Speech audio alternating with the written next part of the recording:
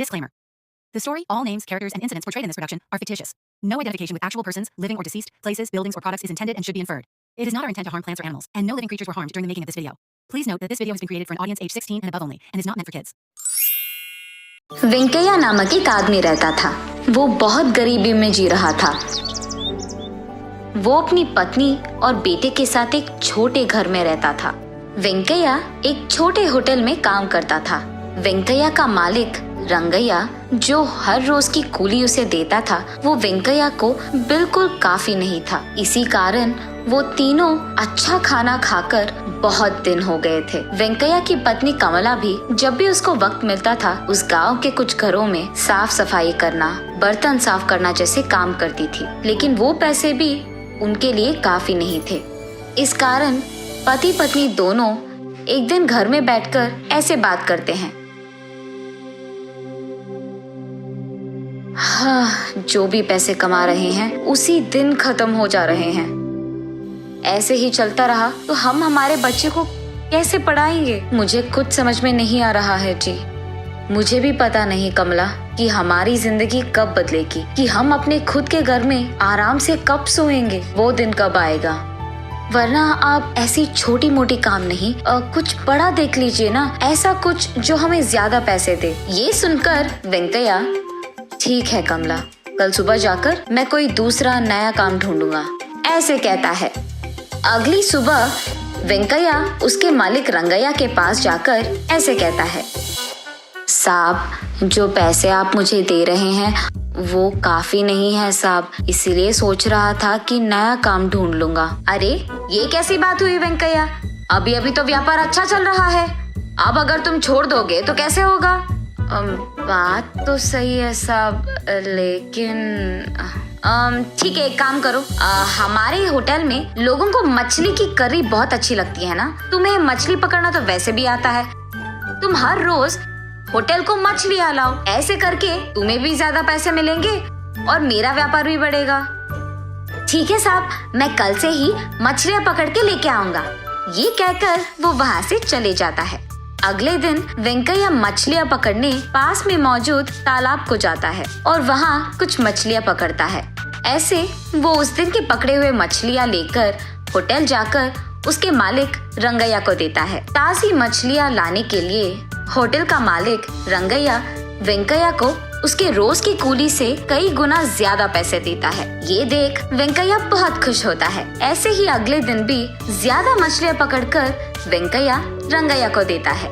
उसी हिसाब से रंगैया भी ज्यादा पैसे देता है वेंकैया को। ऐसे ही कुछ दिन चलता रहा और वेंकैया को भी ज्यादा पैसे मिलने लगते हैं। ऐसे ही चलता रहा तो कुछ दिनों में हम एक घर भी खरीद पाएंगे और हमारे बच्चे को एक अच्छे स्कूल में पढ़ा सकते हैं। ये सोचकर पति पत्नी दोनों बहुत खुश होते हैं।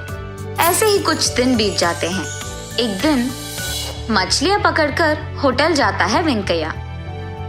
वेंकैया, व्यापार ठीक नहीं चल रहा है, कल से मैं तुम्हारे पास मछलियाँ नहीं खरीद पाऊंगा और आज भी इतने सारे मछलियाँ मैं नहीं खरीद पाऊंगा, इसलिए थोड़े ही खरीदूंगा और उनके पैसे दे दूंगा। ये कहकर कुछ ही मछलियाँ लेकर उनके ही पैसे देता है रंगैया। उसके बाद बाकी मछलियों को हाथ में लेकर वेंकैया ऐसे सोचता है, अरे रे, अभी अभी तो मैंने सोचा कि पैसे हाथ में आ रहे हैं और ऐसे हो गया।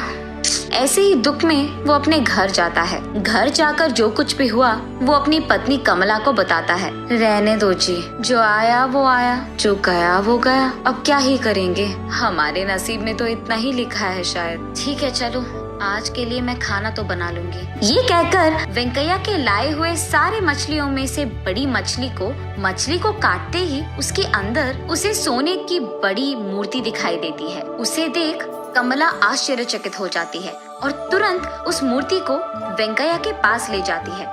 उस मूर्ति को देख वेंकैया, अरे बाप रे, ये तो शुद्ध और स्वच्छ सोने से बना है, इसे बेचेंगे तो हमें बहुत पैसे मिलेंगे, ऐसे कहता है। हाँ जी, बात तो सही है, मुझे लगता है कि हमें नसीब इस रूप में आया है। वो कहते हैं ना कि भगवान जब एक दरवाजा बंद कर देता है तो दूसरी तरफ एक और खोल देता है, ऐसे कहती है।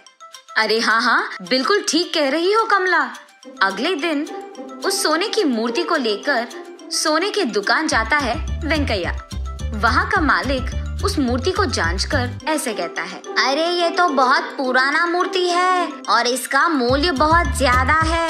अब तुम्हें देने के लिए मेरे पास उतने पैसे तो नहीं है। अरे रे, अब क्या करेंगे साहब? लेकिन मैं तुम्हें थोड़े थोड़े करके पैसे दे सकता हूँ, एक ही बार में तो नहीं दे सकता। मंजूर है वेंकैया?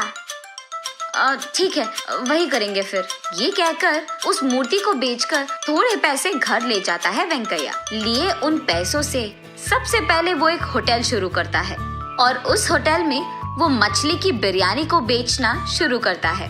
रंगैया के मछली की करी के अलावा उस गांव में किसी ने भी अब तक मछली की बिरयानी नहीं बनाई है, इसीलिए वेंकैया की होटल की बिरयानी एकदम बहुत प्रसिद्ध बन जाता है। इस कारण वो उसके होटल में कुछ लोगों को काम भी देता है और क्योंकि वेंकैया वेतन ज्यादा दे रहा था, ये सुनकर रंगैया के होटल में काम करने वाले लोग भी वेंकैया के होटल जाकर काम करने लगते हैं। ये सुनकर रंगैया वेंकैया के पास जाकर ऐसे कहता है, क्या वेंकैया, मेरे होटल में काम करने वाले लोगों को भी तुम्हारे होटल में काम करने के लिए लगा दिया तुमने?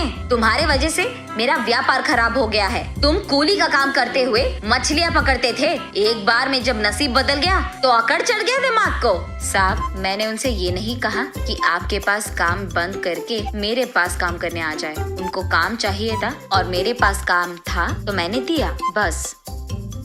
जरा मैं भी तो देखूं कि कितने दिन तुम ऐसे ही व्यापार चलाओगे। व्यापार चलाना आसान नहीं होता है वेंकैया, हमारे परिवार में ये बहुत सालों से आ रहा है। एक बार जो नुकसान आ गया ना, तुम वापस कूली का काम ही करने लगोगे।